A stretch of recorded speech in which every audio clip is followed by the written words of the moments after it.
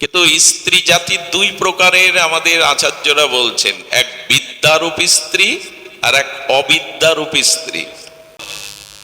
বুধাটার পাশে, আমার জন্মস্থানের পাশে একটা মেয়ের বিয়ে দেয়, বাবা অনেক কষ্ট করে টাকা ব্যয় করে, মেয়ের সুখ প্রতিটা বাবাই চায়।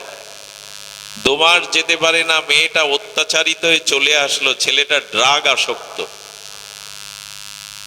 সংসার করা হলো না।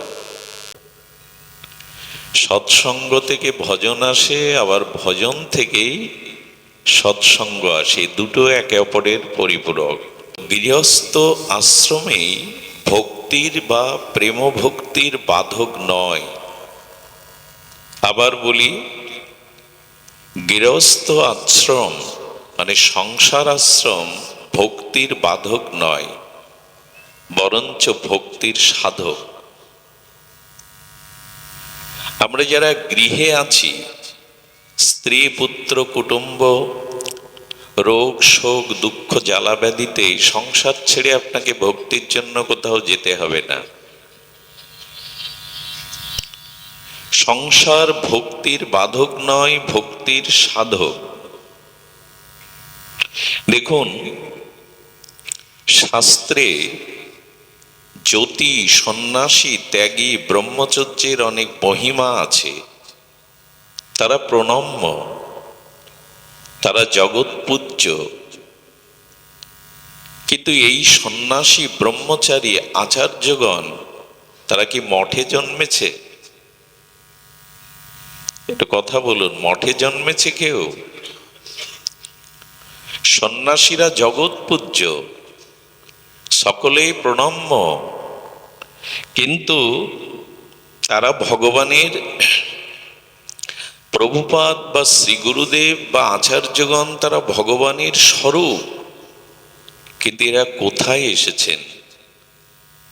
সন্ন্যাসী ব্রহ্মচর্য বানপ্রস্থ মঠে কোনো মহাপুরুষের জন্ম হয়নি, হয়েছে গৃহ আশ্রমে। একটা জিনিস ভেবে দেখেছেন, এরা কেউ মঠে আসেনি, সন্ন্যাস আশ্রমে আসবার কথা নয় তো, এসেছে সংসারে। এই জন্য শাস্ত্রে বলছেন যে ব্রহ্মচর্য বানপ্রস্থ সন্ন্যাস আশ্রম শ্রেষ্ঠ নয়, শ্রেষ্ঠ গৃহস্থ আশ্রম, গারস্থ আশ্রম। এটি অন্য 3টি আশ্রমের জননী। এই যে সন্ন্যাস আশ্রম, বানপ্রস্থ আশ্রম, ব্রহ্মচর্য আশ্রম, এই আশ্রমের জননী হলো গৃহস্থ আশ্রম বা গারস্থ আশ্রম বা সংসার আশ্রম। কিছু মনে নেবেন না, এই গৃহী বা গৃহস্থ সংসারীদের তাদের শুদ্ধ সাত্ত্বিক দানেই কিন্তু আশ্রমগুলো চলে। এরাই বাঁচিয়ে রাখে এই আশ্রমগুলি। মঠ মিশনগুলি কারা চালায়? এই দাতা, সাত্ত্বিক, উদার, যারা দান পরায়ণ, তাদের জন্যই তো চলে। এই জন্য আমরা যদি আধ্যাত্মিক দৃষ্টিকোণ থেকে বিচার করি, তাহলে গৃহস্থ আশ্রম অন্য আশ্রমের শ্রেষ্ঠ। আজ পর্যন্ত তাদের আবির্ভাব এই গৃহেই হয়েছে। বরঞ্চ গৃহে থেকে যারা ভগবত ভজন করেন, অনাচারকে ত্যাগ করে সদাচারী হয়ে শুদ্ধ সাত্ত্বিক ভজন করেন, বেদ বাক্য জীবনে চরিত্রায়ন করেন। বেদের 4টি বাক্য সংসারীদের মানতে হয়। প্রথম বাক্য হলো মাতৃদেবো ভব। গর্ভধারিণী মাকে দেবী জ্ঞানে সেবা করো। পিতৃদেবো ভব, পিতাকে সেবা করো, তার আদেশ পালন করো। মৃত্যুর পরে তার আত্মকল্যাণের জন্য নিজে শুদ্ধ চরিত্রবান ভক্ত হয়ে তাদের পূর্বপুরুষের উদ্ধারের ভার গ্রহণ করো। পিতৃদেবো ভব, তৃতীয় মন্ত্র এসেছে বেদ ভগবানে, আচার্য দেব ভব। শ্রী গুরুকে, আচার্যদেরকে সেবা করো। গৃহে কোনো সাধু সন্ত আচার্য যদি আসে, তাদের নারায়ণ জ্ঞানে সেবা করো। চতুর্থ মন্ত্র হলো অতিথি দেব ভব। সংসারী গৃহে আশ্রমে যদি অতিথি আসে, তাদের প্রাণ ঢালা সেবা করো। এই চারটি মন্ত্র বেদে এসেছে গৃহীদের জন্য। যদি এই বেদবাক্য পালন পরায়ণ হয়ে পিতামাতাকে দেবদেবী জ্ঞানে, সাক্ষাৎ দেবতা জ্ঞানে অকৃত্রিম সেবা করতে পারেন, যদি আচার্য শ্রী গুরু সাধু সন্ন্যাসী আচার্যগণের সেবা অনুরাগ দিয়ে তাদের আদেশ উপদেশ পালন করতে পারেন, অতিথিদেরকে যদি মান্যতা দেন, অতিথি পরায়ণ হন, অতিথি সেবা করেন, তবে সংসারে থেকেই আপনি সন্ন্যাসী, সংসারে থেকেও আপনি ভাগবত ভক্তির অধিকারী। তবে যে সংসারের আমরা, যে আশ্রমের আমরা শ্রেষ্ঠত্ব পরিচয় দিলাম, এই যে সন্ন্যাস আশ্রম, ব্রহ্মচর্য, গারস্থ, বানপ্রস্থ, গারস্থ, এই যে বানপ্রস্থ আশ্রম, সন্ন্যাস আশ্রম, ব্রহ্মচর্য আশ্রমের থেকে সর্বোপরি সর্ব উপরে আমরা গারস্থ আশ্রমকেই মান্যতা দিলাম। সেই গারস্থ আশ্রমের আচরণ কেমন হবে, পরিবেশ কেমন হবে, তাদের মন মানসিকতা চরিত্র ব্যবহার কেমন হবে, কি বলছেন, খুব ধ্যান দিতে হবে। সমস্ত আশ্রমের জননী শ্রেষ্ঠ যে গারস্থ আশ্রম, তার পরিচয়, তার ব্যবহার, তার আঙ্গিকটা কেমন হতে হবে। মহাপ্রভু একটি সত্য দিয়ে দিয়েছেন, ছাড়ি অনাচার করো কৃষ্ণের সংসার। এই কথা বলেই কিন্তু আমাদের মাথায় সমর্থন দিলে হবে না ঘাড় বেঁকিয়ে, যে তাহলে আমরা সমস্ত আশ্রমের শ্রেষ্ঠ আশ্রমে আছি।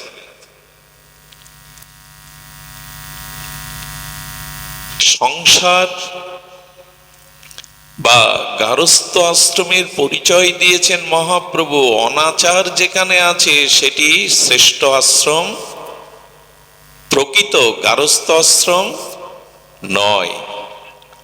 সদাচার সম্পন্ন বেদের এই চার মন্ত্র যারা চরিত্রায়ন করে চলেন, তাকেই শ্রেষ্ঠ বলা হয়েছে।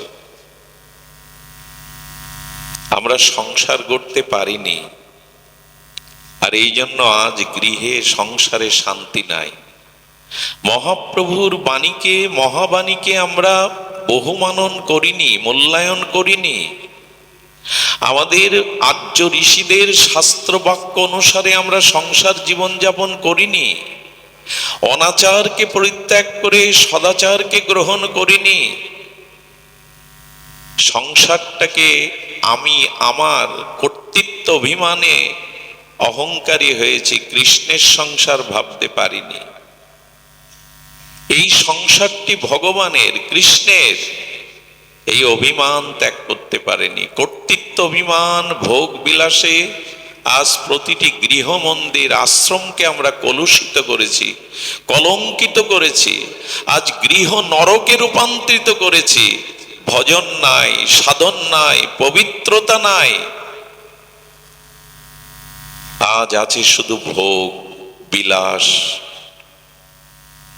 প্রতিটি গৃহ সংসার আশ্রম থেকে আজ নরকে রূপ নিয়েছে প্রায়শ। এর কারণ কি?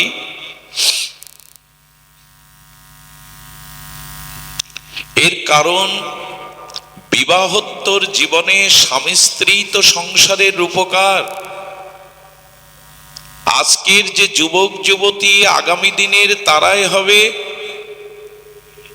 স্বামী বা সহধর্মিনী। এরাই সংসারের রূপ দেবে। এদের তপসাধনা, এদের ত্যাগ, ইন্দ্রিয় সংযমের দ্বারা সুসন্তান জগতে আসবে। তাদের ইন্দ্রিয় সংযম, ত্যাগ, তিতিক্ষা, বৈরাগ্য দ্বারা এই সংসারকেই তারা স্বর্গ নয় বৈকুণ্ঠ সম করে তুলবে। কিন্তু দুঃখের বিষয়, আজ স্বামী স্ত্রী রূপে যারা সংসারে প্রবেশ করে তাদের সংযম আছে? বিবাহ কি শুধু ভোগের জন্য?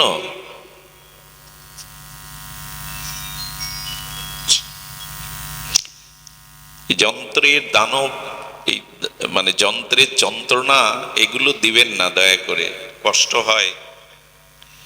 বিবাহের উদ্দেশ্য কি? নারী ভোগের বস্তু যারা মনে করেছে এরা অসুর, এরা রাক্ষস, এরা নরক বানিয়ে ফেলবে, এরা লঙ্কা বানিয়ে ফেলবে সংসারকে। যতই সোনার লঙ্কা সোনা দিয়ে বাঁধানো হোক শান্তি থাকবে না। লঙ্কা কি ছিল? সোনা দিয়ে মোড়ানো না? সোনার লঙ্কা ছাই হয়ে গেল, পুড়ে গেল কেন? কারণ রাবণ ভোগের থেকে বেরোতে পারেনি, অহংকার থেকে বেরোতে। এখন সংসার সোনা দিয়ে মুড়িয়ে কি করবেন? রমণী ভোগের বস্তু নয়, বিবাহ ইন্দ্রিয় ভোগের জন্য নয়। কিন্তু আজ কাকে বোঝাবেন এই কথা? বিবাহ সংস্কারটাই নষ্ট হয়ে গেছে। এই জন্য প্রথমে আমাদের লক্ষ্য দিতে হবে বিবাহের উদ্দেশ্য কি, সংসারে থেকে কি করে ভক্তির বাধক না হয়ে ভক্তির সাধক হওয়া যায়, গৃহে থেকে সংসারে থেকে কি করে গোবিন্দ পাদ পদ্ম ভজন করা যায়, এই উদ্দেশ্যই আজ আমাদের নাই। আমরা ইন্দ্রিয় তর্পণের জন্য, দেহ ভোগের জন্য এই সংসারে মেতেছি। সংযম কোথায়? ত্যাগ কোথায়? আদর্শ কোথায়? আজ এগুলি আমাদের নূতন করে ভাবতে হবে। সোনা দিয়ে মোড়ালেও লঙ্কা পুড়ে ছাই হয়ে যাবে, ধ্বংস হয়ে যাবে, যদি নারীকে ভোগ্য বস্তু ভেবে বসি। বিবাহের উদ্দেশ্য হলো ধর্মসম্মত জীবনযাপন করা, কারণ গৃহটা আশ্রম। বিবাহের উদ্দেশ্য ধর্মসম্মত জীবনযাপন করা, কামসম্মত জীবন নয়, ভোগসম্মত জীবন নয়। উল্টে দিয়েছি আমরা। দেখুন, ধর্মসম্মত সংসার ভক্তির কারণ, আর ভোগসম্মত সংসার, কামনাসম্মত সংসার বন্ধনের কারণ। কেমন? যে তালাটা আপনি চাবি দিয়ে লাগালেন, ওই তালাটা খোলবার জন্য কি আলাদা চাবি লাগবে? কথা বলুন, আলাদা চাবি লাগে? যে চাবিতেই তালা বদ্ধ করলেন, ওই চাবিতেই তালাটা খুলবে। কিন্তু পার্থক্য, লাগাতে গেলে এই পাশে দেন আর খুলতে গেলে এই পাশে দেন। যদি কামনার জন্য, ভোগের জন্য সংসার করেন, তাহলে বন্ধনে আবদ্ধ হয়ে পতন হলো। আর যদি ধর্মসম্মত সংসার করেন, তাহলে মুক্তি এসে গেল, প্রেম ভক্তি এসে গেল। একই তালা, এপাশ আর ওপাশ। সব থেকে বড় কথা কি জানেন? সংসারে সহধর্মিনী, দেখুন আমাদের সনাতন বৈদিক সভ্যতায় যে শাস্ত্রীয় শব্দগুলো আছে, এগুলোও যদি জানতে পারেন তো জীবনে আত্মজ্ঞান হয়ে যাবে। বিবাহের পরে স্ত্রীকে কি বলে জানেন? আমাদের বেদ, আমাদের উপনিষদ, ধর্মপত্নী। কি বলে? এই শব্দগুলো তো এখন উঠেই গেছে। বউ, স্ত্রী সহধর্মিনী বলে। কি বলে? সহধর্মিনী। এবং উপনিষদ বলেছেন ধর্মপত্নী। আমি যদি সেখানে কামপত্নী বানাই,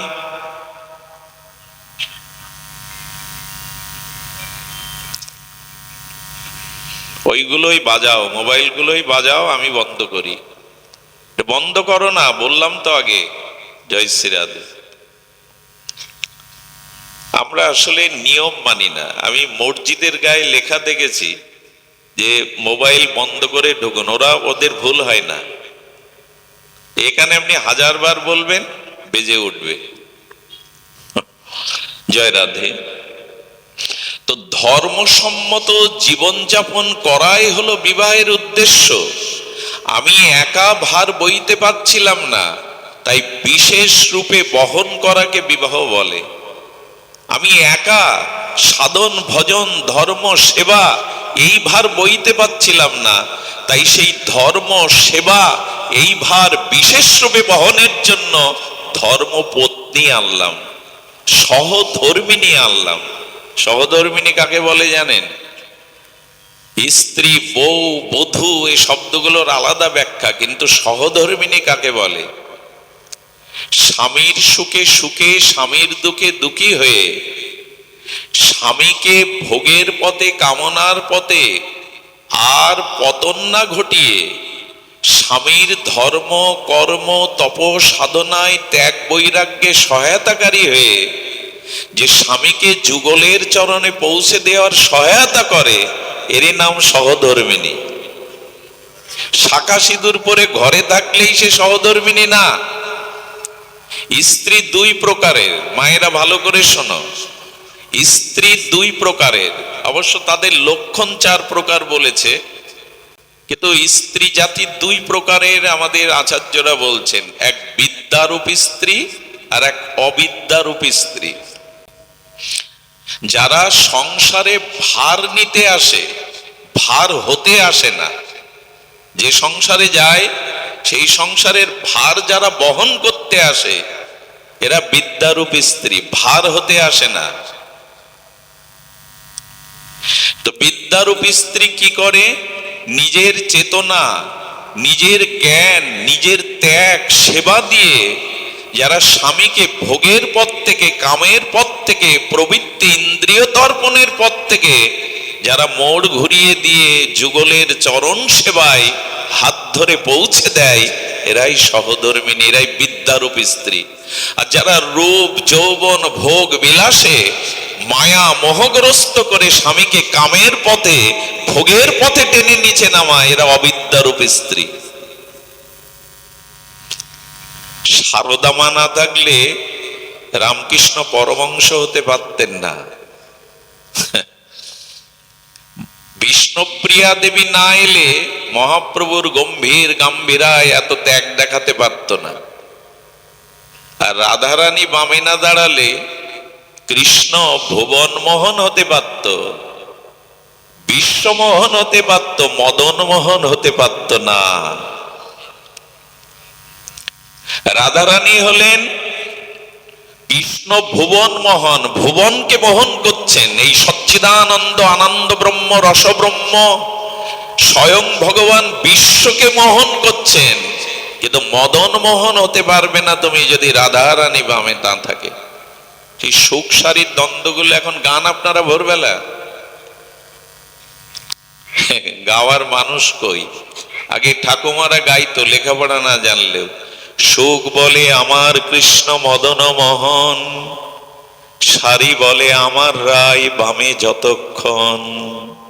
কৃষ্ণ তুমি স্বয়ং ভগবান সচ্চিদানন্দ রসব্রহ্ম, তুমি বিশ্বমোহন ভুবন মোহন হতে পারো, মদন মোহন হতে পারবে না রাধারানী বামে না থাকলে। শ্রীকৃষ্ণ কেন বলে জানেন? কৃষ্ণ বলতে দোষ কি? এই শ্রীটাই হলো মাধুর্যময়ী রাধা ঠাকুরানী। আগে কৃষ্ণ রাধা বলি না তো আমরা, কি বলি? রাধা কৃষ্ণ। কারণ রাধা পূর্ণ শক্তি আর গোবিন্দ হলো শক্তিমান। রূপ না থাকলে তাকে রূপবান বলা যাবে? গুণ না থাকলে তাকে গুণবান বলা যাবে? ধন না থাকলে তাকে ধনবান বলা যাবে? তেমনি শক্তি না থাকলে তোমার বামে তুমি শক্তিমান হতে পারতে না ভগবান। রাধারানী পূর্ণ শক্তি আর কৃষ্ণ পূর্ণ শক্তিমান। একই বস্তু, তবু ঠাকুরানী প্রেমময়ী রাধারানী হলেন শক্তি, কৃষ্ণ হলো শক্তিমান। এই জন্য দেবী রূপে ফিরে এসো মা, বৈরাগ্য রূপ নিয়ে ফিরে এসো, সহধর্মিণীর রূপ নিয়ে, ভারতীয় আর্য ঋষিদের সেই রূপ নিয়ে ফিরে এসো।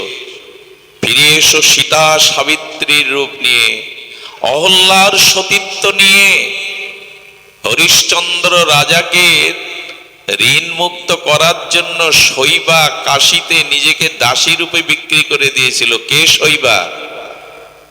হরিশ্চন্দ্র রাজা হলেন সূর্য বংশের উত্তরসূরি। সেই ভুবন সম্রাট হরিশ্চন্দ্র রাজার দানের অর্থ জোগাড়ের জন্য কাশীতে তখন দাস দাসী বিক্রি হতো। এই মহারানী নিজেকে দাসী রূপে বিক্রি করে স্বামী ঋণ শোধ করে দেয়। এ তো গল্প নয়, উপন্যাস নয়, সিনেমা না হয়, এটাই আমাদের আদর্শ, সনাতনী আদর্শ। কোথায় সেই ত্যাগ বৈরাগ্য রূপ? এই জন্য ভারতীয় কবি খুব আক্ষেপ করে গেয়েছেন, না জাগিলে মা ভারত ললনা, এ ভারত আর জাগে না জাগে না। সেই মঙ্গল শঙ্খ আর সতীত্বের তেজ নিয়ে দাঁড়াও আর একবার। তোমাদের গর্ব দিয়ে আর একবার স্বামী বিবেকানন্দকে আনো, তোমাদের গর্ব দিয়ে আর একবার স্বামী প্রণবানন্দকে আনো। তোমাদের তপসাধনায়, তোমাদের ধর্মচর্চার দ্বারা আবার তোমরা ঠাকুর অনুকূল চন্দ্রের মতো মহাপুরুষকে জগতে আনো। আজ বড় প্রয়োজন একজন মহামানবের। 150-200 বছর হতে চলল একজন রবীন্দ্রনাথ ঠাকুর আসেনি। আজ বড় সুসন্তানের অভাব, কিন্তু ধর্মচর্চা না করলে, সাধনা না থাকলে এমনি এমনি আসবে না। এই জন্য বিদ্যারূপী স্ত্রী যদি হয়, সহধর্মিনী যদি হয়, ধর্মপত্নী যদি হয়, তবে সেই সংসার, সেটি আসবাবপত্র রাখলে সংসার করলেই শ্রেষ্ঠ আশ্রম নয়। ত্যাগ চাই। দেখুন, জীব এবং ঈশ্বর এদের মধ্যে পার্থক্য কোনটি? ভগবান নেমে আসেন কেন? এই যে আপনারা লক্ষ্য করেছেন, কশ্যপ এবং দেবাহুতি, এই যে তাদের তপসাধনার দ্বারাই তো ভগবান সেখানে আছেন। বসুদেব দেবকীর সাধনার দ্বারাই তো ভগবান আসেন। কৌশল্যা মহারাজ দশরথের যোগ্য তপসাধনার দ্বারাই তো ভগবান আবির্ভূত হন। 12টা বছর স্বামী বিবেকানন্দের মা কাশীতে শিবের উপাসনা করে স্বপ্নের দ্বারা শিব ঠাকুরই বলেছিলেন, আমার শক্তি রূপে আমি তোর গর্ভে আসছি। 1 বছর ধরে রুদ্রদুয়ারে, এই বাজিতপুর, বৃহত্তর ফরিদপুরের বাজিতপুরের ভুইয়া বাড়িতে স্বামী স্ত্রী মিলে রুদ্র ভগবানের রুদ্ধ দুয়ারে তপস্যা করেছিলেন। স্বপ্নেতে ভগবান শিব বলেছিলেন, আমি শক্তি রূপে আসছি। প্রবনানন্দ রূপে এসেছিলেন তিনি, স্বামী প্রণবানন্দ। তপস্যা ছাড়া সুসন্তান আসে না। কিন্তু আজ আমাদের মধ্যে সেই সাধনা নেই। কামের জন্য সংসার নয়, ধর্মের জন্যই সংসার। কিন্তু আজ এই চেতনা, এই উপলব্ধি আমরা হারিয়ে বসেছি। সংসারটা সংযমের জন্যই, সংসারটা ধর্ম আচরণের জন্যই। এই জন্য মহাপ্রভুর বাণী বারবার ফিরে আসে, ছাড়ি অনাচার করো কৃষ্ণের সংসার। এই জীবের মধ্যে আর ঈশ্বরের মধ্যে পার্থক্য হলো, যখনই আমরা কামকে সংযত করতে পারি, ইন্দ্রিয় ভোগকে সংযত করতে পারি, তখনই আমাদের মাঝে আসে প্রেম, আমাদের মাঝে আসে শুদ্ধতা। এই জন্য সংসারী জীবের বলা হয়েছে, সুসন্তানের উদ্দেশ্যই কেবল স্ত্রীতে উপগত হয়ে এই জগতে একটা সুসন্তান দিয়ে দাও। আচ্ছা, মায়েদের কাছে যদি আমি সবিনয় করজোরে বিনতি করি, নারী জীবনের শ্রেষ্ঠ অলংকার কি? 100 ভরি গয়না, হাতের কানের। একটি নারী জীবনের সর্বশ্রেষ্ঠ অলংকার যদি সেই গর্ভে কোনো সুসন্তানের জন্ম হয়। একটি নারী জীবনের সব থেকে বড় অলংকার হলো সুসন্তান। দেখবেন গীতাতে ভগবান কুন্তিপুত্র অর্জুনকে সম্বোধন করছেন কন্তেয়। কি বলে ডাকছেন? কন্তেয়। তোমার মা তপস্বিনী কুন্তি তপস্যার দ্বারা তোমাদের জগতে এনেছিলেন অর্জুন। আপনারা জানেন পাণ্ডুর অভিশাপ ছিল যে কোনো স্ত্রীতে উপগত হলে তার মৃত্যু হবে।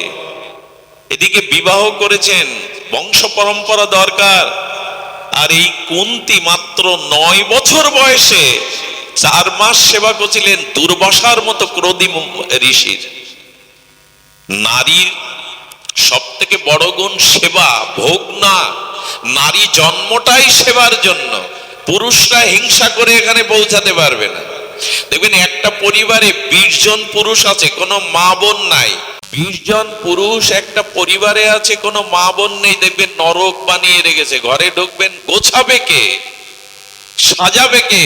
ওরাই পারে ওটা। এই জন্য নার্সিং এর কাজে এখনো মায়েদের মেয়েদের রাখা হয়। সেবা ধর্মটা ওদের ঈশ্বর প্রদত্ত, ওটা আপনি আমি পারবো না। আমি বহুবার বলেছি, পিতা এবং মাতা মিলেই তো সন্তানের জন্ম দেয়, কিন্তু পিতার বুকের স্নেহ গলিত হয়ে দুধ হয়। মায়ের বুকের রক্তটা এত স্নেহ গলিত হয় যে ওটা দুধে রূপান্তরিত হয়। এটা কোনো পুরুষের দ্বারা সম্ভব? এই জন্য সেবা, পালন, পোষণ, সংরক্ষণ এগুলো মায়েদেরই ধর্ম। নারী জাতি এটা নিয়ে এসছে ঈশ্বরের কৃপায়। এই জন্য মায়েদের উপরে বিশেষ দায়িত্ব আছে সেবার। সুধীজন বলছেন যে এই সেবা ধর্মটা তাদের প্রাপ্ত। 9 বছর বয়স কুন্তী দেবীর। আর সেখানে চাতুর্মাস ব্রতের উদযাপনের জন্য ঋষি দুর্বাসা ঋষির পরিচয় জানলে আপনারা রাত 12টায় উঠে বলবে খেতে দাও। যদি না খেতে দিতে পারেন সঙ্গে সঙ্গে অভিশাপে ভস্ম করে দেবে। প্রতি সেকেন্ডেই রাগে, এমন রাগী ঋষি আর নাই। আরে পারণের দিন যুধিষ্ঠির মহারাজের কাছে এসেছেন, 60,000 মনি ঋষিকে খেতে দাও, না দিতে পারলে অভিশাপ। আর কুন্তী দেবীর পিতা হাত জোর করে বললেন, ঋষিবর আপনার সেবা দেওয়ার মতো ধৈর্য সামর্থ্য আমার নেই। কুন্তী দেবী দেখলেন সাধু দুয়ার থেকে ফিরে যাবে। 9 বছরের বালিকা সাধু দুয়ার থেকে ফিরে গেলে গৃহের মঙ্গল তো চলে গেল। কোনো অতিথি যদি মনোকষ্টে অভুক্ত হয়ে আপনার গৃহ থেকে চলে যায়, তার অনন্ত জন্মের পাপ আপনার কাছে রেখে যায়, আর আপনার পুণ্যটা সাথে নিয়ে চলে যায়। শাস্ত্রে বলা আছে।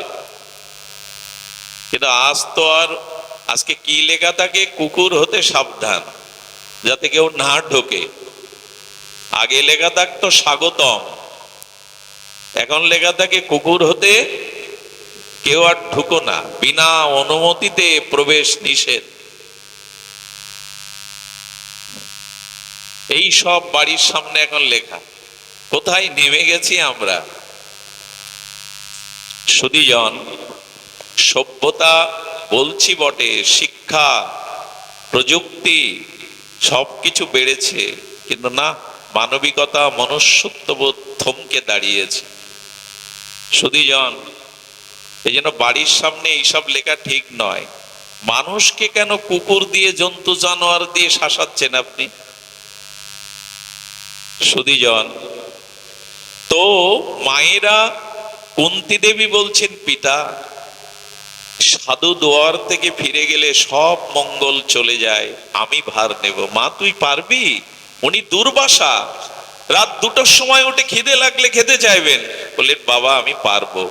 4টি মাস তিনি একটি সেকেন্ডের জন্য ঘুমাননি।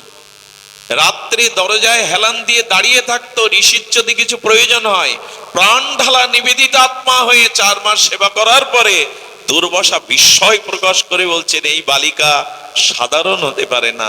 আমার মতো তেজি ক্রোধী দুর্বাসাকে সেবা দিয়ে তুই সন্তুষ্ট করেছিস, বর নে। দুর্বাসা বর দিয়েছিলেন, শোন মা, আমার এই বর তোর কাজে লাগবে। আমি তোকে মন্ত্র দিচ্ছি, এই মন্ত্র শক্তির দ্বারা তুই যে দেবতাকে স্মরণ করবি সেই দেবতা তো সামনে ভেসে উপস্থিত হবে, বরাবর বর পাবি।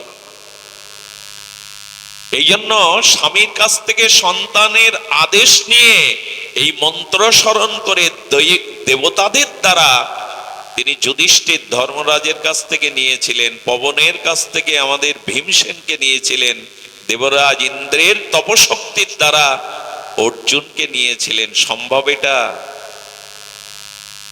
এই জন্য সুসন্তান তপস্যার দ্বারা, ত্যাগ বৈরাগ্যের দ্বারা ছাড়া হয় না। এয়ারপোর্ট ছাড়া বিমান লাভবে এখানে? স্টেশন ছাড়া ট্রেন থামে সব জায়গায়? ভালো গর্ব ছাড়া, তপস্যা ছাড়া সুসন্তান আসে না। সেটাই তো তৈরি করতে পারিনি আমরা সংসারে। সুধীজন, এই জন্য শাস্ত্রে বললেন কাম পত্নী বানাবেন না, ভোগের জন্য মায়েরা না, মেয়েরা না, ধর্মপত্নী বানান। বুধাটার পাশে, আমার জন্মস্থানের পাশে একটা মেয়ের বিয়ে দেয়। বাবা অনেক কষ্ট করে টাকা ব্যয় করে, মেয়ের সুখ প্রতিটা বাবাই চায়। 2 মাস যেতে পারে না, মেয়েটা অত্যাচারিত হয়ে চলে আসলো, ছেলেটা ড্রাগ আসক্ত,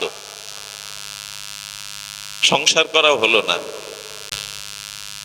সুধীজন, একটা অনুরোধ করি, গৃহটাকে সন্তানাদি তপস্যার দ্বারা, তপস্যারই ফসলেরা। কুন্তী দেবী এমনি মহীয়সী হননি, জগৎ পূজিতা হননি।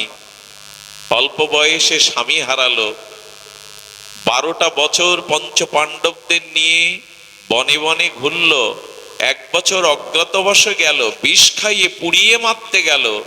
কিন্তু কুন্তীর স্নেহ, সাধনা, তপস্যা, ত্যাগ বৈরাগ্যের দ্বারা তারা ভগবানের চরণ ছাড়া, ছায়া ছাড়া কখনো হননি। ভগবান ওদের ঘরেই বাধা। কুন্তীর মতো জননী যেখানে, ভগবান সেখানে ছায়ার মতো পাণ্ডবদের দুয়ারে পড়ে রয়েছে। সুধীজন, এই জন্য সংসারে যখন ভোগ বা কাম চলে আসে তখন পাপের প্রবেশ হয়, আর যখন ত্যাগ বা সংযম আসে তখন ভক্তি বা পুণ্যের প্রবেশ ঘটে। সুধীজন, এই জন্য কলুষিত মন, কিছু মনে করবেন না। সন্ধ্যার পরে এই জন্য ঠাকুর ঘরে যে মেয়েরা 1-2 ঘন্টা কাটায়, গৌর আরতি, তুলসী আরতি, একটু গীতা পাঠ, এইগুলো যখন করে কি হয় জানেন? সন্ধ্যার পরে যারা একান্তে থাকে, কোনো কাজ নাই, হয়তো টিভি দেখছে, মোবাইল দেখছে, এর মধ্যে তখন মানে সন্ধ্যা লাভলে, রাত নামলে মানুষের ভেতরের ভোগী স্পৃহাটা বাড়ে। দিনের বেলায় কাজের অবসর থাকে না, ব্যস্ততা থাকে, এই জন্য মানুষের ভোগ জাগার সময় পায় না। যেই অন্ধকার নেমে আসে, সন্ধ্যা নেমে আসে, মানুষের মধ্যে ভোগ বৃদ্ধি বেড়ে যায়। এই জন্য যে মায়েরা, যে মেয়েরা সন্ধ্যাবেলায় ঠাকুর ঘরে 2 ঘন্টা কাটায়, হরিনাম 16 মালা জপ করে, এদের মধ্যে ভোগ বাসনা জাগার অবকাশ পায় না, ইন্দ্রিয় ভোগের চিন্তা জাগে না, তারাই রক্ষা পায়। কিন্তু এখন আর ঠাকুর ঘরে মানে 3টে শাকের ফু আর একটু একটু জল দেওয়া, এই ওখানে বন্দনা নেই, কীর্তন নেই, শাস্ত্র অনুশীলন নেই, একেই সন্ধ্যা বন্দনা বলি আমরা। আর কি হবে? মোবাইল নিয়ে বসো, টিভি নিয়ে বসো, ভজন আর হয়েছে। এই জন্য কলুষিত মন একান্ত থাকলে কলুষিত হয়, আর ভজন সাধন নিয়ে একান্ত থাকলে মন পবিত্র হয়। এখন আমাদের যেমন দেখি তাই তো ভেতরে প্রবেশ করে। শিখলে কোথায়? দেখলাম যেথায়, যা দেখি তাই তো ভেতরে আসে। এই জন্য সন্ধ্যার পরে মা একটু মালা নিয়ে বসো। রিমোটের চ্যানেল কটা? 200-250 শুনেছি তো, 200-250 না, 108টা একটু হাত দিয়ে ঘোরাও, তাহলে আর এই জন্ম মৃত্যু চক্রে ঘুরতে হবে না। একটু ওই মালাটা ঘোরাও। রিমোট ঘোরালে কি হবে আমি জানি না, 4টে জিনিস হবে। টিভির সামনে বসে 2-4 ঘন্টা রিমোট ঘোরালে 4টে জিনিস হবে। চোখের দৃষ্টি নষ্ট হবে, সময় অপচয় হবে, চরিত্রের মধ্যে ওই পচা দুর্গন্ধ আর ওই জিনিসগুলো ঢুকবে, আর মানুষের মনের দূষণ আসবে। এই 4টি হবেই হবে। কিন্তু মালা ঘোরালে, ভগবানের নামের মালা ঘোরালে জন্ম মৃত্যু চক্র থেকে রেহাই পাওয়া যাবে। এই জন্য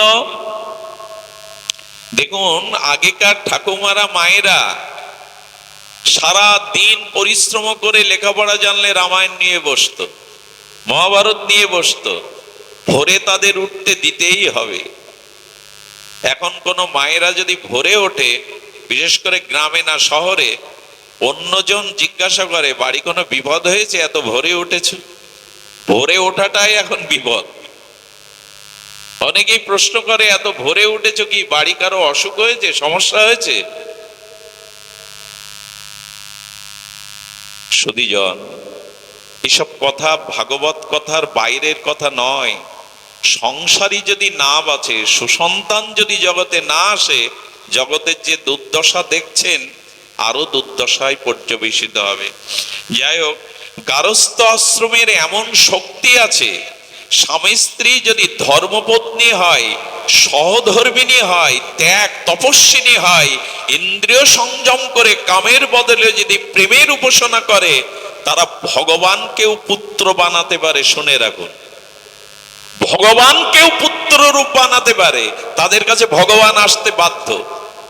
কপিল দেব এলেন না দেবহূতির কাছে, ভগবানকেও তারা পুত্র রূপে পেতে পারে শুধু সাধনার দ্বারা, তপস্যার দ্বারা। মাটি পুড়ে তো ভগবান আসেন না। একটা জিনিস আপনাদের এই পরিসরে বলি, এই সমাজে কোন ব্যক্তিকে ভগবান তার প্রারব্ধ কর্ম অনুযায়ী বেশি ধন দিয়েছেন, কেউ নির্ধনী, কাউকে অতিরিক্ত বিদ্যা দিয়েছেন, কেউ বা বিদ্যা অর্জন করতে পারেননি। এই অসমতা আছে সমাজে। কিন্তু লক্ষ্য করেছেন, ভগবান ধন বিদ্যা অন্যান্য জিনিস পার্থক্য করে দিয়েছেন, কিন্তু মন সবার দুটো দিয়েছেন না একটা?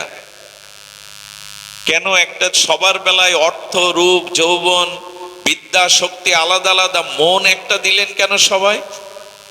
মন একটা দিলেন এই জন্য যে না, মনটা ভগবানকে দাও। দু চারটে হলে চারিদিকে চলে যেত, একটা মন দিয়েছি ওটা অন্য কাউকে না নিয়ে আমার চরণে দাও, মনমনা ভব মনটা আমায় দাও। দু চারটে দিলে চারদিকে দিয়ে দিতে, একটাই দিয়েছে মন, আর দিয়ে আবার চাইছেন একবার উলোধ্বনি দাও, একবার একবার দিয়ে আবার গীতাতে বলছেন মত চিত্ত মনটা আমায় দাও। ভগবান হাত বাড়িয়েছেন, আহ্বান করছেন, মন আমায় দাও, আর কাউকে দিও না, আগে আমাকে দাও। আমাকে দিলে যে প্রসাদ রূপে পাবে, মন্দিরে যেমন ভোগ লাগায়, ওই ভোগটা ভগবানকে লাগালাম, এবার সবাইকে বিলিয়ে দাও। যে মনটা ভগবানকে দিলে সেই মন থেকে যে প্রসাদ আত্মতৃপ্তি আসবে, এবার এটা জগৎকে দিয়ে দাও। কিন্তু মন আগে কাউকে দিও না, অগ্রে আমাকে দাও। সুধীজন, এই জন্য জীব বিষয়ে আবদ্ধ কখন হয়, জীবের পতন কখন হয়? যখন ভগবানকে মন অর্পণ না করে বিষয়কে, ভোগকে, সংসারকেই মন দিয়ে বসে। দেখুন, মনেই মুক্তি, আবার মনেই বন্ধন। মনই আমাদের উপরে উঠায়, আবার মনই আমাদের নিচে নামায়। সুখ দুঃখের মূল কারণ মন। উত্থান পতনের, বন্ধন মুক্তির মূল কারণ হলো মন। এই মনটাকে যদি ভগবানে দেওয়া যায়, ভজনে দেওয়া যায়, তবে জানবেন আমরা পার হতে পারবো। আমাদের জীবনের মূল লক্ষ্য, উদ্দেশ্য আমরা সফল করতে পারবো। এই জন্য কশ্যপ এবং অদিতি মা, আপনারা জানেন এই কশ্যপের তপসাধনা ছিল। এই তপসাধনা আর ইন্দ্রিয় সংযম, ত্যাগ বৈরাগ্যের দ্বারাই আমাদের সংসারকে, আমরা কৃষ্ণের সংসার করতে পারি। লক্ষ্য করবেন, চেতনা কিন্তু সবার মধ্যে আছে, ভগবত ভক্তি কিন্তু স্বতঃসিদ্ধভাবে সবার মধ্যে আছে। আচ্ছা, এখন তো শীত, কিছু শুকনো কাঠ আনো, কাঠ এনে কাঠের উপরে হাত রেখে দাবি করুন তোমার মধ্যে আগুন আছে, আমাকে তাপ দাও, পাবেন তো? আচ্ছা, অস্বীকার করতে পারবেন কাঠের মধ্যে আগুন তত্ত্ব নাই? তো যার মধ্যে আগুন আছেন তার উপরে হাত দিয়ে বারবার আহ্বান করছেন, আমার তাপ, আমার শীত দূর করো, তাপ দাও, দিতে পারবে তো? অথচ ওর মধ্যে আগুন আছে। কি করতে হবে জানেন? একটা জ্বলন্ত কাঠের উপরে এই কাঠটা দিয়ে দিতে হবে।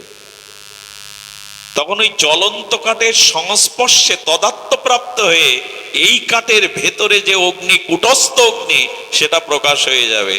ঠিক ও কথাই বলতে চেয়েছিলাম, আমাদের ভিতরে চেতনা আছে, বিবেক আছে, কিন্তু যার জেগে গেছে বিবেক, সেই সাধু সঙ্গ সংসারে না করলে আমার বিবেক জাগবে না, আমার চেতনা জাগবে না কখনো। এই দুয়ের সংস্পর্শ হতে হবে।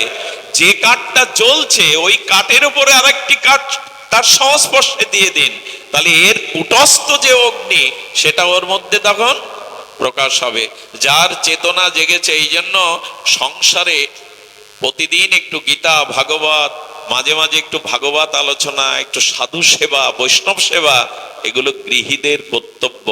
কারণ যার আগুন জ্বেলেছে, যার ত্যাগ বৈরাগ্য জ্বলেছে, তার সংস্পর্শে গেলে আমার ভেতরের চেতনাটা, এখানে আমরা কতজন এসেছি, এখন তো কই আমাদের মনে কোনো বিকার নেই, এখন তো আমাদের মনে কোনো হিংসা বিদ্বেষ কাজ করছে না। কারণ কি, আপনার ভেতরে এই চেতনাটা তো 4 ঘন্টা আগেও ছিল আপনার, কিন্তু এখন এটা জেগে উঠেছে কেন? ওই জ্বলন্ত কাঠের উপরে আর একটা কাঠ দিয়ে দেখুন, ওর ভেতরের আগুনটা তখনই প্রকাশ হবে। ঠিক তদুপরি সাধু সঙ্গে সংসার না হলে, ভজন না হলে আপনার সংসার, এই চেতনা জাগবে না। পাপ কার্য হতে, আমরা ভোগ হতে নিষ্কৃতি পাবো না, যদি কিনা আমরা আমাদের এই চেতনাকে না জাগাই। এই জন্য সাধু সঙ্গ আমাদের একান্ত দরকার। ঘরে সাধু প্রবেশের দুয়ার খুলে রাখবেন, তবে এখন একটা যন্ত্রণাও আছে, সাধু চেনা খুব মুশকিল। একবার আমাদের গ্রামের পাশে এক গ্রামে এক সাধু এসছে, গেরুয়া পরা, রুদ্রাক্ষের মালা পরা, এসে বলছে তোর সংসারে খুব সমস্যা যাচ্ছে। আচ্ছা, কার না সংসারে সমস্যা যাচ্ছে? আমাকে একজন সাধু বলেছিল, আমি বললাম বাবা, আমরা কোথাও গেলে বিশেষ করে মেয়েরা মায়েরা হাত বাড়িয়ে দেয়, বাবা একটু হাত দেখুন তো। মেয়েদের মায়েদের একটু কৌতূহল বেশি। আমি বললাম বাবা, এরকম বলে, আমরা বলি আমি তো জ্যোতিষী না, আমি হাত দেখি না কারো, জানিও না। সেই বাবা পাঠের মধ্যে একটু রহস্য করে বলেছিলেন, তুমিও জ্যোতিষী হতে পারবে। চারটে বিষয় যদি তাকে বলো তো তুমি জ্যোতিষী হয়ে যাবে। বলে কিরকম? বলে প্রথমে হাতটা নিয়ে একটু বড় বড় চোখ দিয়ে তাকাবে, যেন সব দেখতে পাচ্ছ।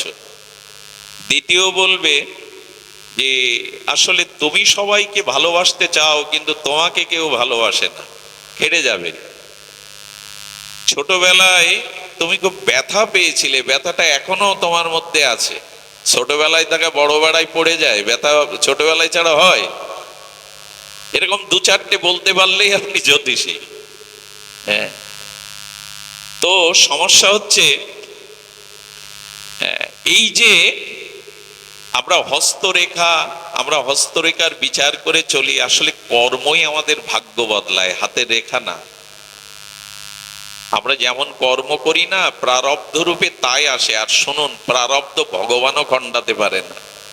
কর্মের যে প্রারব্ধ, ওটা ভগবান খণ্ডানো না, ভক্তকে ভুগিয়ে নেন। প্রারব্ধ শেষ না হলে ওই কারণে তোমাকে বারবার আসতে হবে। আমাদের প্রাতঃস্মরণীয় বন্দনীয় চরণ ছিল মুরারি মোহন দাস বাবাজি মহারাজ। উনি বলতেন, হাতে কোনো বস্তু দিয়ে তালি দিলে কি হয়, সেই বস্তুটা আর আগের মতো থাকে না, চ্যাপ্টা হয়ে যায়, অন্য রূপ নেয়। হাতে দেখার জন্য মাদুলি তাবিজ নিও না, হাততালি দিয়ে ভগবানের নাম করো, গ্রহ দোষও রেখাও বদলে যাবে। ভগবানের নাম করো হাততালি দিয়ে, রেখা বদলে যাবে। আচ্ছা, গ্রহ কটা? 9টি না, নবগ্রহ। বললেন নবগ্রহের বেগ আপনার জীবনে প্রভাব ফেলবে না যদি আরেকটা গ্রহ আপনার জীবনে আসে। সেই গ্রহের নাম হলো ভগবানের অনুগ্রহ।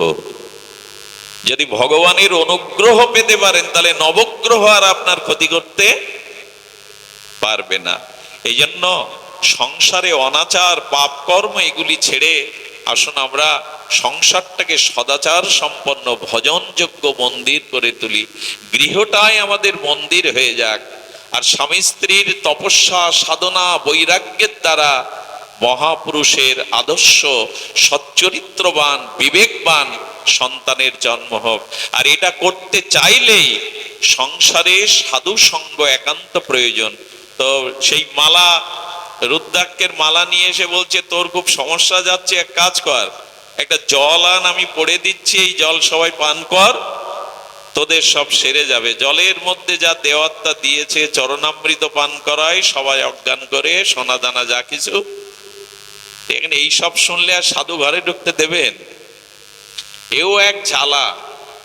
সাধু আনতে হয় বটে, কিন্তু সাধু সব ভেজাল হয়েছে, তো সাধুতে ভেজাল হবে না কেন? ভেজাল তো সব কানে।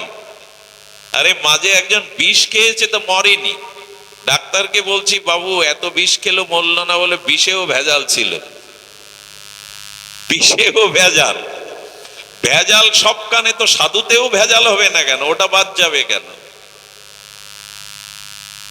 তবে হ্যাঁ, যদি এরকম সবসময় সন্দেহের দৃষ্টিতে দেখেন, তবে ভগবান আরলেও মনে হবে অসাধু।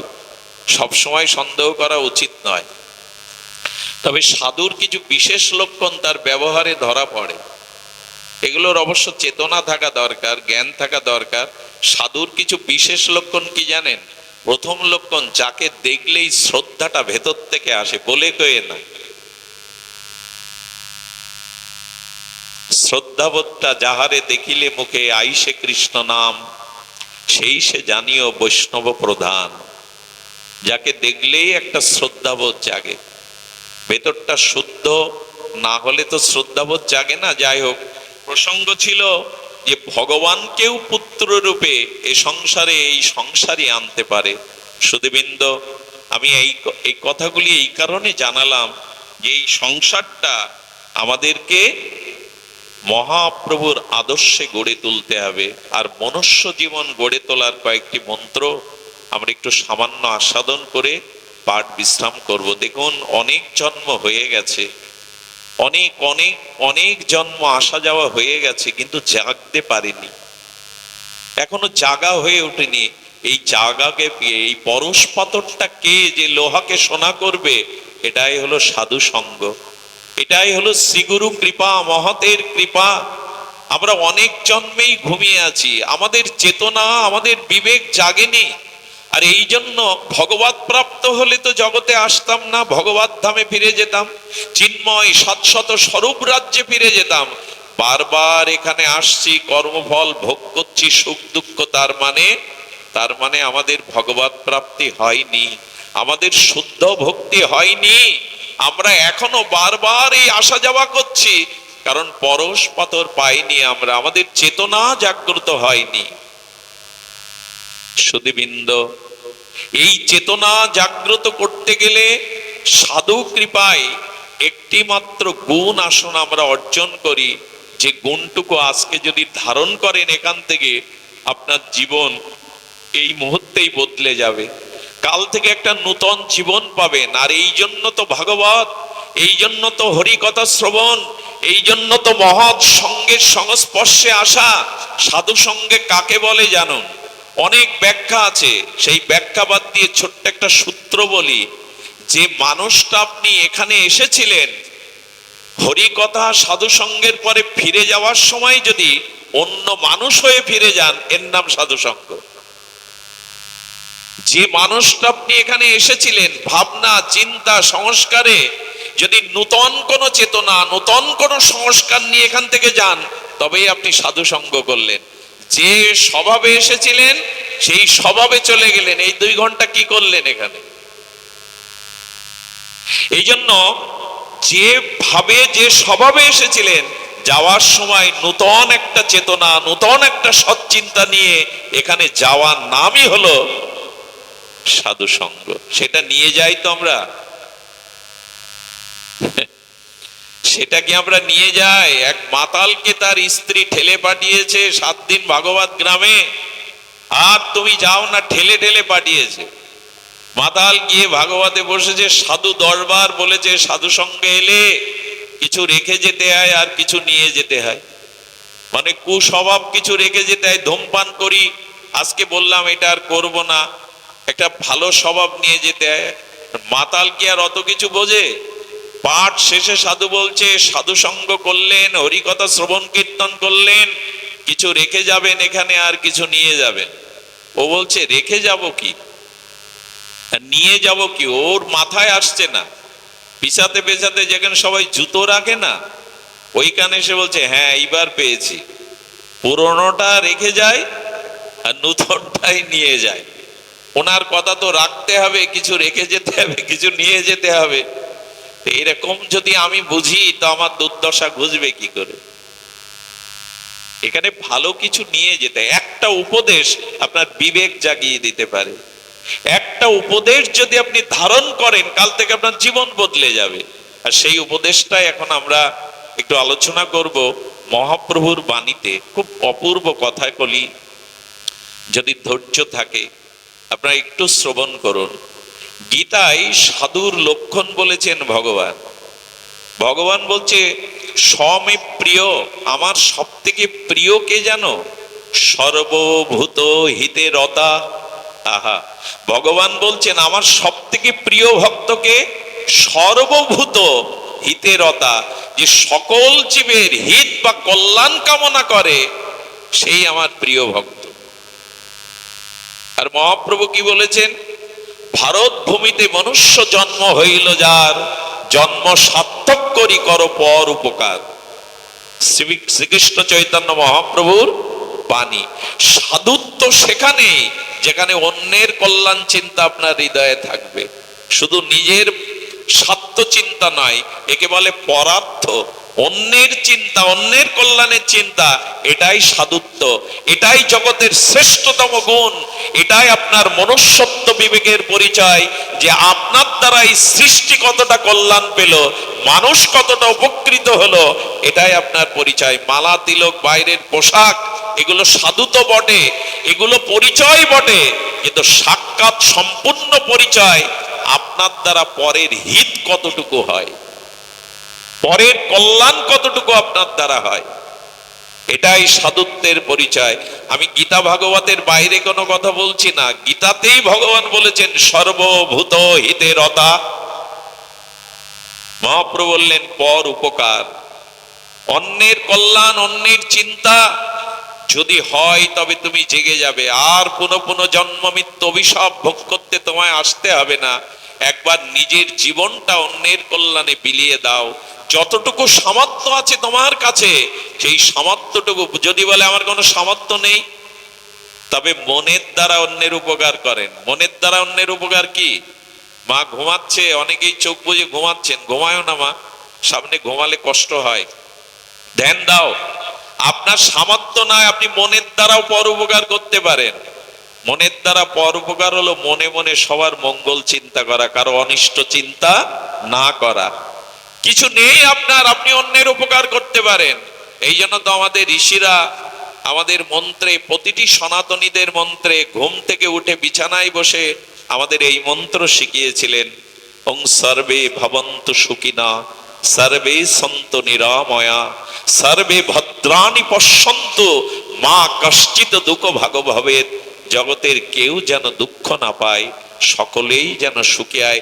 এই উদার বিশ্বজনীন বাণী একমাত্র সনাতন ধর্মের ঋষিরা বলে দিয়েছেন। প্রভাতে উঠেই তুমি সবার সুখ, সবার মঙ্গল কামনা করো, এটাই তো পরোপকার। আরে সামর্থ্য নেই তো মনে মনে অন্যের অনিষ্ট চিন্তা না করে মঙ্গল চিন্তা করো। বাণী দিয়েও পর উপকার করা যায়। আপনার মুখের কোনো কথা যেন কারো অপমান সূচক না হয়, আপনার মুখের কথা যেন কারো বেদনা কষ্টের কারণ না হয়। হিত বলুন, বৃষ্টি করে বলুন। অহেতুক মানুষের বাক্য দিয়ে অন্য প্রাণীকে, কঠোরতা দিয়ে, কর্কশতা দিয়ে অন্য প্রাণীকে অপমান, আঘাত করা। কুরুক্ষেত্রের যুদ্ধ হতো না, এর অনেকটা কারণ দ্রৌপদী। ইন্দ্রপ্রস্থে যেদিন দুর্যোধন যায়, ইন্দ্রপ্রস্থটা গোবিন্দ বিশ্বকর্মা দিয়ে এমন করে তৈরি করেছিলেন, এখানে দেখা যাচ্ছে মানে এখানে সমান মেঝে, কিন্তু ওইখানে জল। দুর্যোধন বুঝতে পারেনি, হাঁটতে গিয়ে সে জলেই পড়ে গেছে সমান মনে করে। অপমানিত একজন মানুষ পড়ে গেল সবার সামনে, দ্রৌপদী বলে উঠলে বাবা অন্ধতা ছেলে কি হবে? দুর্যোধনের মনে প্রতিশোধ স্প্রিয়া জেগে গিয়েছিল, সময় পেলেই এই অপমানের জবাব আমি দেব। ওই একটা কথায় দুর্যোধনের হৃদয়ে আগুন জ্বেলেছিল। এই জন্য বাক্যই মানুষের সাথে শত্রুতা তৈরি করে। শাস্ত্র বলছেন বাণীর দ্বারা কারো অহিত, কারো অকল্যাণ এটা বলো না, চেয়েও না, এর দ্বারাও পরোপকার হয়। আর যদি সামর্থ্য থাকে তবে দেহ দিয়ে এটাই সাধুত্ব, এটাই সেবা, এটাই আদর্শ। কিন্তু আজ আমার ঘরের মধ্যে বউ ছেলে মেয়ে আত্মীয় কুটুম্ব, আমরা খেয়ে পরে জীবন ভালোভাবে কাটাবো, অন্যরা গোলাই যাক, নষ্ট হোক, মরে যাক, তাতে আমার কি? এই হয়েছে বর্তমান অবস্থা। অন্য গোলাই যাক, স্বজাতি মরে যাক, আমাদের স্বজাতির বিপদে বুক কাঁপে কাঁপে না। অন্য জাতির দিকে তাকিয়ে দেখুন, আমাদের স্বজাতিরা আগুনে পুড়ে মরলেও আমাদের বুক কাঁপে না। আমরা হাসি আনন্দ, আমরা অনুষ্ঠান বন্ধ করি না। অন্য জাতির দিকে তাকান, এই জাতি আজ এদের স্বজাতির প্রতি এদের দরদ কোথায়? স্বজাতিকে নিজের একটা অঙ্গ ভাবুন। আমার একটা হাত আঘাতগ্রস্ত হলে যেমন আমি ব্যথা পাই, স্বজাতিকেই তেমন নিজের অঙ্গ ভাবুন। কিন্তু এই কথা কোথায় বলবেন? স্বজাতির বিপদে বরঞ্চ আমাদের আনন্দ হয়, ওর হয়েছে তো আমার কি?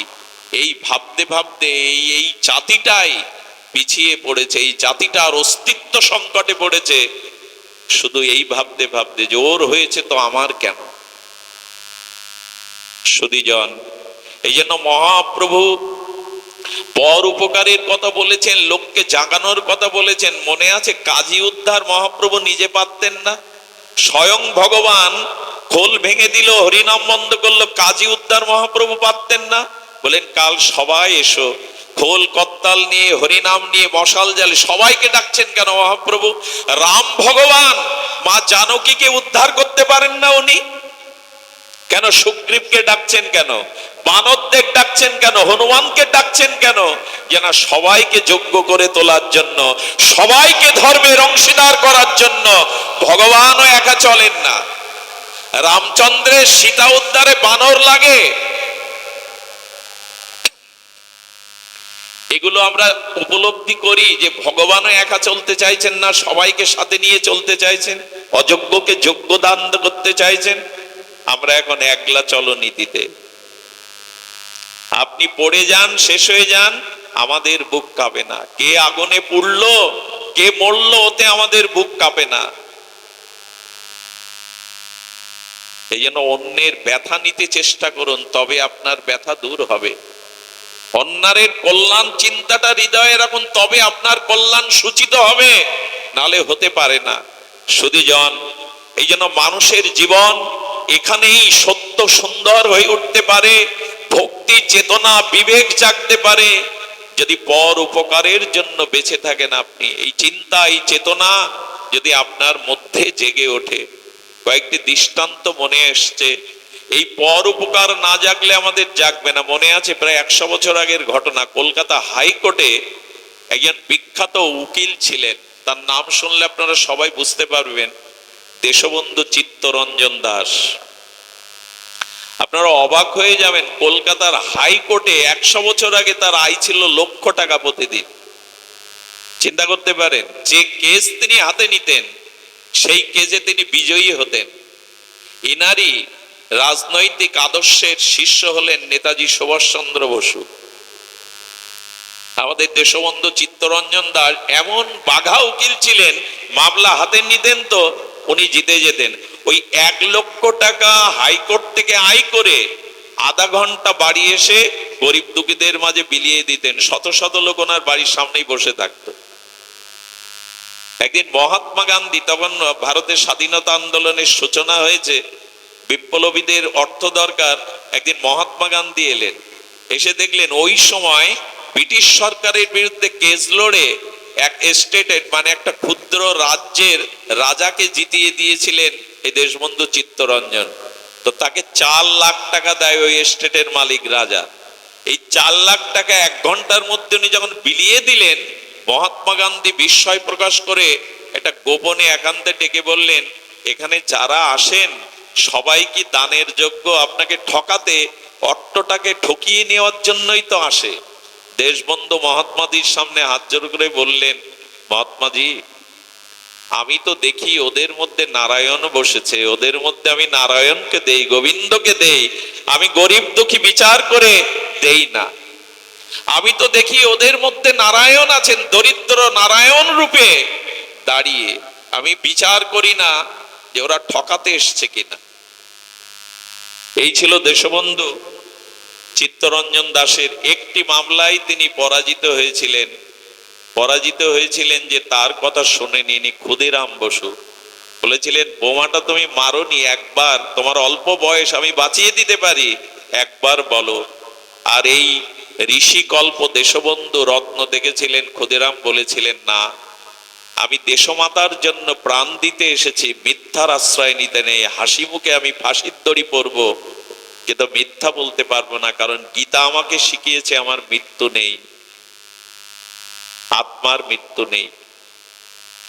এই দেশবন্ধু চিত্তরঞ্জন সারাটা জীবন দিয়ে গেছে। দেখুন তো এই পরোপকারের দৃষ্টান্ত। আপনাদের মনে আছে, পরের ব্যথায় যারা ব্যথিত না, ভক্তমাল চরিত্রে একটা ঘটনা আমি পড়েছিলাম, শুনেছিলাম। দুই বন্ধু বহু পুরাকালে, এটি গল্প নয়, সত্য ঘটনা। দুই বন্ধু বহু সুদূর অতীতে, শরণাতীত অতীতে দুই বন্ধু, এই বন্ধু একে অপরের, একে তো ভালো বন্ধু পাওয়া যায় না, সব স্বার্থ নিয়েই আমাদের সামনে দাঁড়ায়। তো দুই বন্ধুর পারস্পরিক সম্প্রীতি, আত্মত্যাগ অনেক গভীরে। এক বন্ধু মিথ্যা মামলায়, তাকে প্রাণদণ্ড দেয়া হয়, 1 মাস পরে ফাঁসি।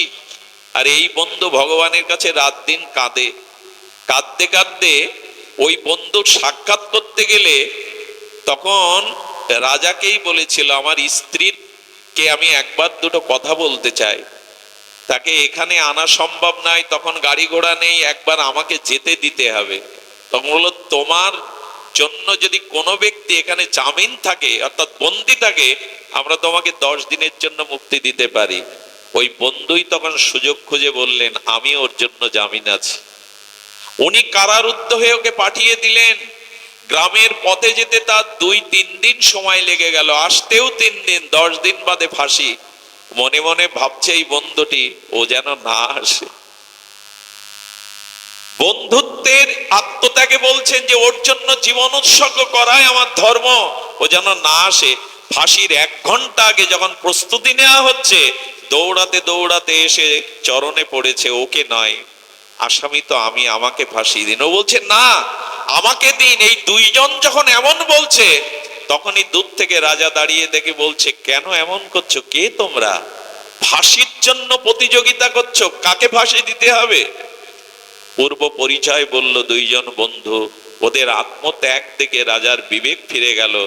বললেন, ফাঁসি তোমাদের প্রয়োজন নেই, প্রয়োজন আমাকে তোমাদের বন্ধু করে নাও, আজ থেকে তোমাদের মতো নিঃস্বার্থ মানুষের বন্ধু করে নাও। জানেন প্রকৃত সজ্জন কে?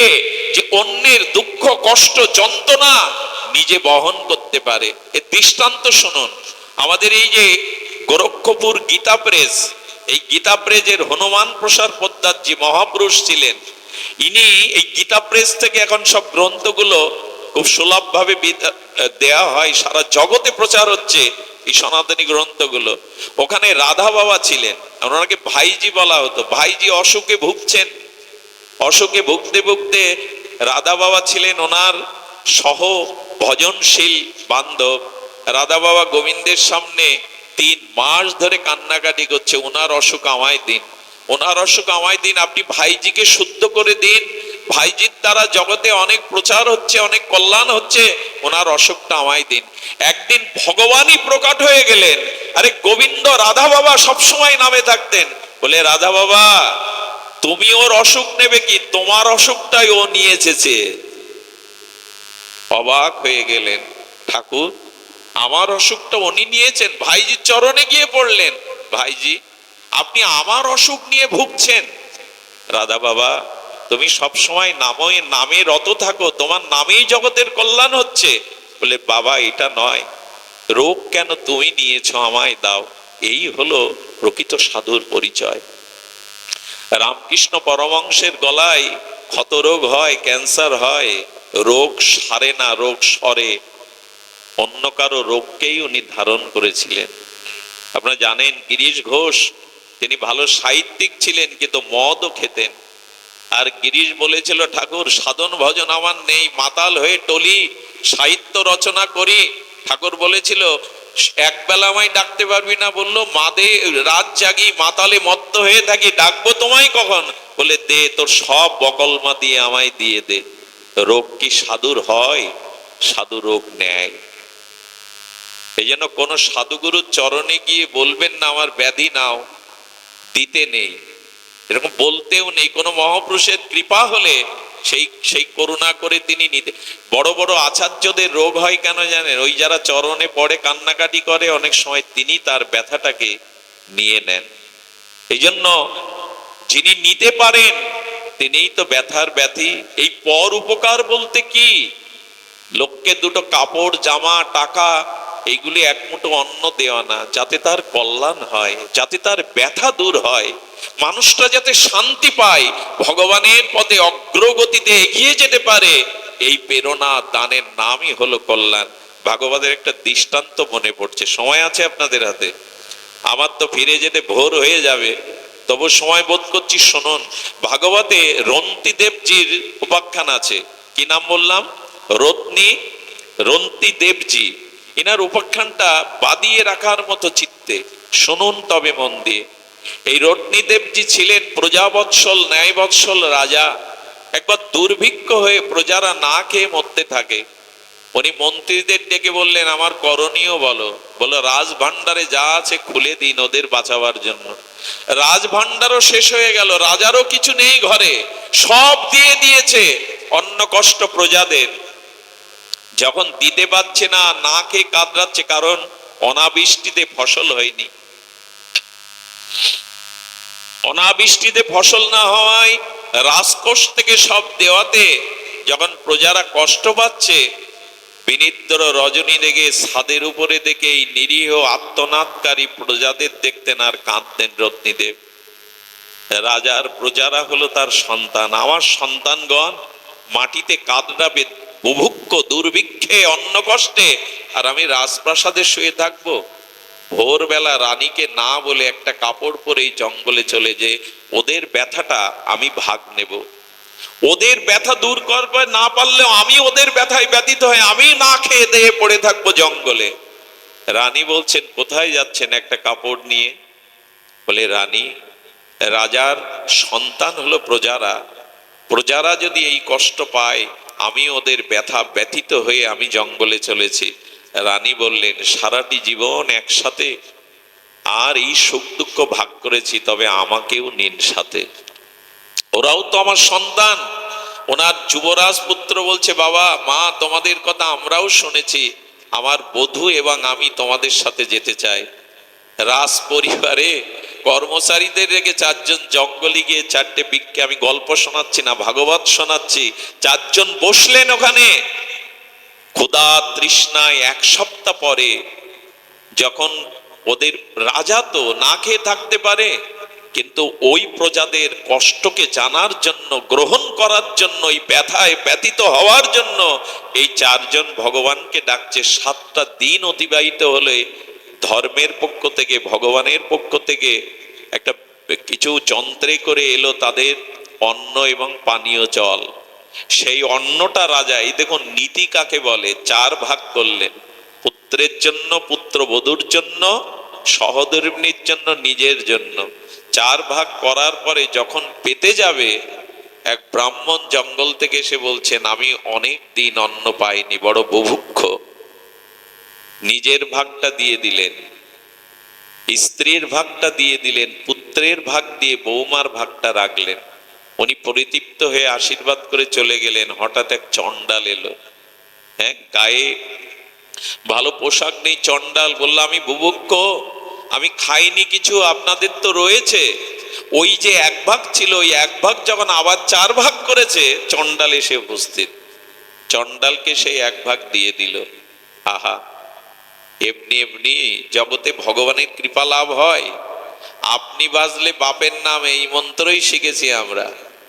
এই মন্ত্র যে কোথার থেকে আমরা শিখেছি তা জানি না। অন্যকে না বাঁচালে আপনি বাঁচতে পারবেন না, অন্যের কল্যাণ না করলে আপনার কল্যাণ কোনোদিনই হবে না। সব বাণী আমাদের শাস্ত্রের নয়। সুধীজন, অপরের জন্য জীবন বিতরণ করাই তো আমাদের ধর্মের শিক্ষা। দধিচি মুনি নিজের হাড় দিয়ে দেবতাদের কল্যাণ, এসবগুলো এখন আমাদের গল্পে রূপান্তরিত হয়েছে। বাস্তব জীবনে আমাদের প্রতিফলন কই, চরিত্রায়ন কই?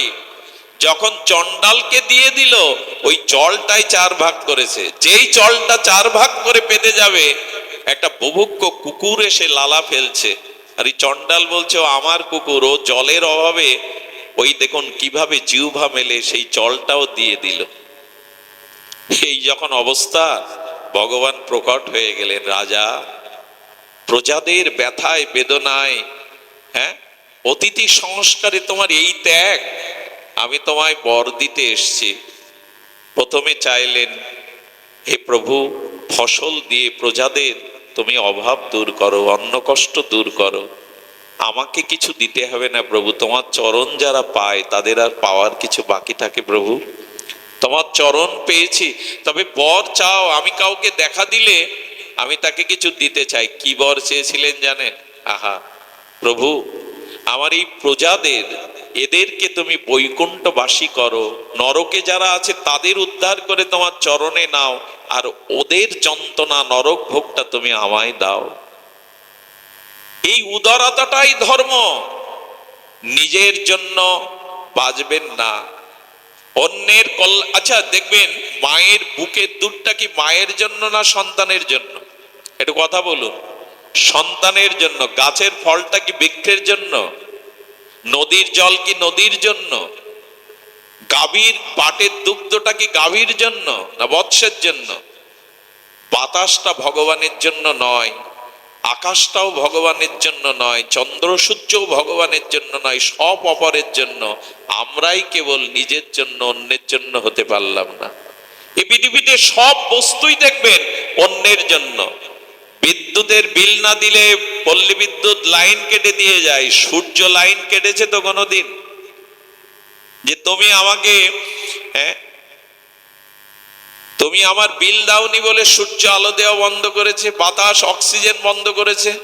করেনি গো। জগতের সব ঈশ্বরের সৃষ্টি বস্তু। অন্যের মাটিতে একটা বীজ বুনলে আজও 1000টা বীজের ফসল ফিরিয়ে দেয়। সবাই তো দেওয়ার জন্য, শুধু আমরাই বুঝলাম না যে আমার জীবনটা অন্যের কল্যাণের জন্য।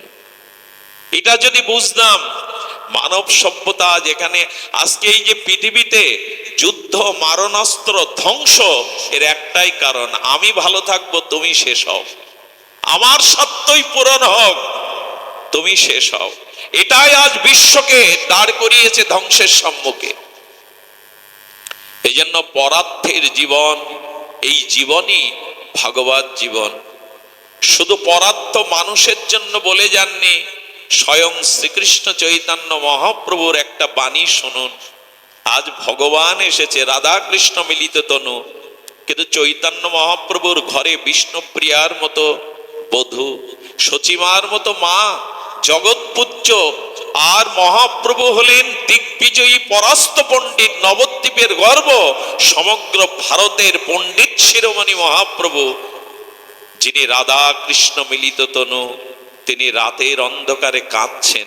এই দেখুন, আমি বলতে পারেন আমাদের জ্বালামালা, রোগ ব্যাধি, অশান্তি আছে, আমরা কাঁদতে পারি, ভগবান কাঁদবে কেন? যার গৃহে বিষ্ণুপ্রিয়ার মতো বধূ, যার মা সচিমা, যিনি জগৎপূজ্য নিমায় পণ্ডিত, তিনি ঘুম ছেড়ে রাতের অন্ধকারে সুরধ্বনির তীরে কাঁদবেন কেন? এই প্রশ্নের উত্তর কি আমাদের কাছে? আজ আনন্দের ঠাকুর ভগবান কাঁদছেন জগতে, তার তো স্ত্রী পুত্র সংসারের জ্বালা, রোগ ব্যাধি নাই, তবে কাঁদছেন কেন? তার উত্তর কবিরাজ কৃষ্ণ গোস্বামী দিয়েছেন, জীবের লাগিয়া কাঁদে প্রভু উচ্চেশ্বরে। এই লাইনটা পড়লেই মনে হয় আজ থেকে মাত্র 500 বছর কিছু পূর্বে স্বয়ং ভগবান এই মাটিতে দাঁড়িয়ে বিষ্ণুপ্রিয়ার শোকসজ্জা ছেড়ে রাতের গভীর আধারে সুরধরীর তীরে আর চোখের জলে জীবের লাগিয়া কাঁদে প্রভু উচ্চেশ্বরে। কার জন্য কাঁদছেন? আচ্ছা, ওখানে যদি বলতো ভক্তের লাগিয়া কাঁদে প্রভু উচ্চেশ্বরে, ভক্তের জন্য ভগবান কাঁদতে পারে, কিন্তু শব্দটা দিয়েছেন জীবের লাগিয়া কাঁদে প্রভু উচ্চেশ্বরে।